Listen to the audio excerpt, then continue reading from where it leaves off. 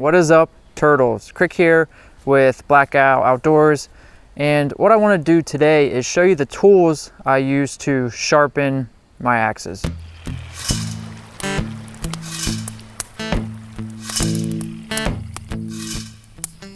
So if you watched a recent video of ours, I showed the Condor axe that I use, and I talked about reprofiling the edge and sharpening it. So I thought I'd take the time to actually devote a whole video to the tools I use to accomplish that. In that video on this axe, I talked about me wanting to thin the bit right where my finger is tracing, because there was a really pronounced shoulder or hump in this convex grind, and I wanted to take that down to make this a better slicer, and I've achieved that. And I kept the convex nature of this grind. Let me show you the tools I use to get a really sharp and shaving sharp edge on this axe. So here we have two bastard files, and these are Nicholson, excuse me. I've had these for years and I've yet to put a handle on them, and I know I should, but there's a little bit of rust forming in these. So what do you guys think? What do you guys and gals think? Should I just get new ones? I'm not sure.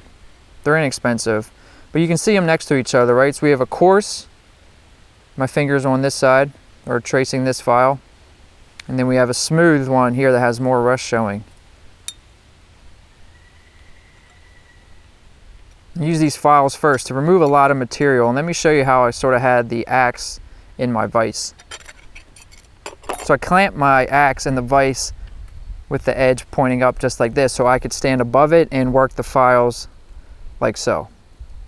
And like I said, I started with the coarse one, worked on both sides evenly, try to keep it as even as I could, and then I switched it. So so I'm holding the file like this, just cutting on the push, and then making sure I'm following the contour of the convex edge, but not just holding the file in one angle the entire time, that I'm rotating it to contour the curve.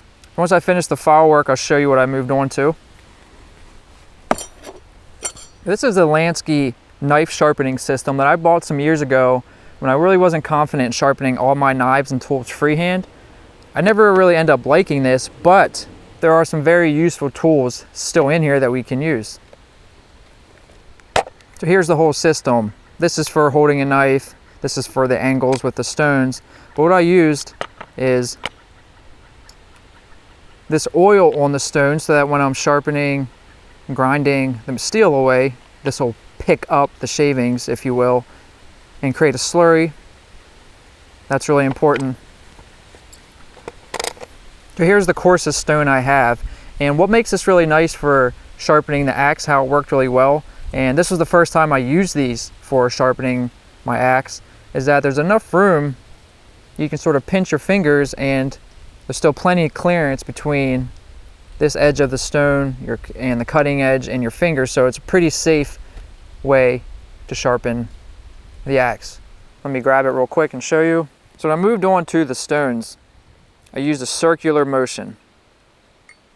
Again, working at the edge with the angle of the stone, and then as I work back on the edge on the axe, the angle of the stone changes. Just try to keep that consistent on both sides. And I'm not an expert in any way, but the results worked, or my method worked and produced the results I was going for. So this will probably be my go-to method considering the tools I have. Not sure if it's picking up the grits on there.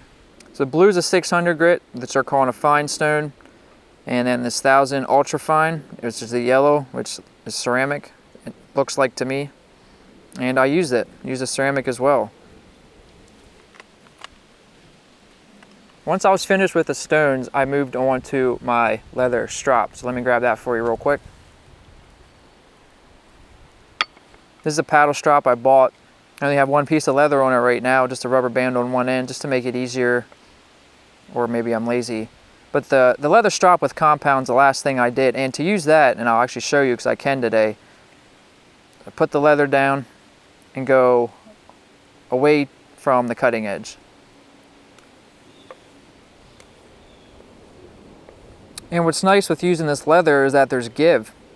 So it's going to conform to the convex edge, so I don't have to be so worried about ruining that convex as I'm stropping. but you still want to kind of work the whole edge just to make it consistent for posterity's sake. And you flip that over. Do the same thing on this side.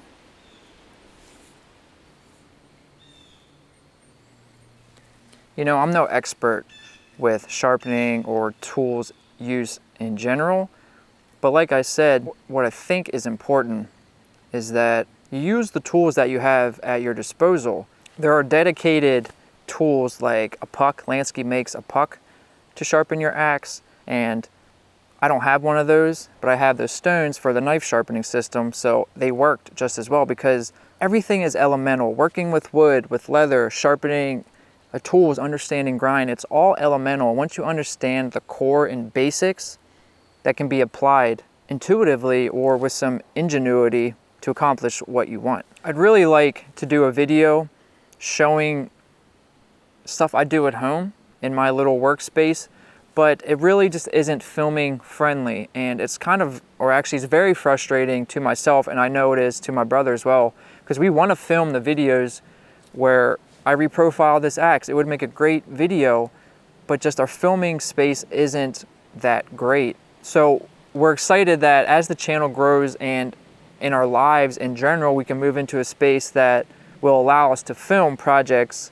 like reprofiling an axe. So as always, thank you for your continued support. Thanks to our patrons. If you're not on Patreon supporting us, it's $10 a month basically to be entered into a gear giveaway, and so far we've been giving away brand new gear. So if you have any questions about that, or any questions about the tools I used, or sharpening, anything in general, if you have any questions in general, leave a comment. Till the next video, this is Crick with Black Owl. Peace out, turtles.